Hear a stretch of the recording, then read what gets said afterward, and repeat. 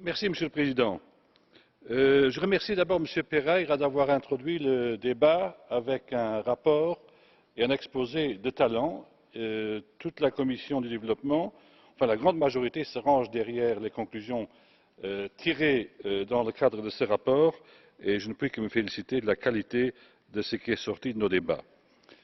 L'Union européenne va partir pour Addis Abeba avec une bonne nouvelle et une mauvaise nouvelle. La bonne nouvelle, elle va une fois de plus s'engager à dépenser 0,7% selon un calendrier qui dépend des États membres. La mauvaise nouvelle, elle avait déjà pris cet engagement à Monterrey dans le cadre d'une conférence identique où cela dépendait aussi des États membres. Il va falloir dire aux États membres, ceux qui ont rempli l'objectif des 0,7% pourront se féliciter en disant à Addis Abeba mission accomplie et les autres n'ont qu'à relire les discours qu'ils ont déjà tenus à Monterrey il y a une bonne douzaine d'années. Cette conférence a, pour le présenter de façon schématique, deux volets, un volet quantitatif et un volet qualitatif. La quantité, disais-je, a fait l'objet de divers engagements qui n'ont pas été tenus.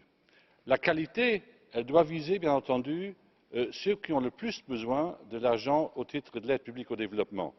Et cette qualité doit répondre à des indicateurs d'efficacité, de pertinence et aussi de durabilité pour répondre en fait à la méthode inventée par l'OCDE en la matière.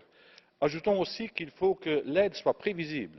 Pour permettre aux grands acteurs de l'aide publique au développement, il faut qu'ils puissent tabler sur une prévisibilité leur permettant de prendre des engagements à plus long terme, d'où l'invitation aux États membres et à la Commission d'agir en ce sens et de ne pas arriver les mains vides à Addis Abeba. Et finalement, j'aimerais insister sur le principe de la différenciation.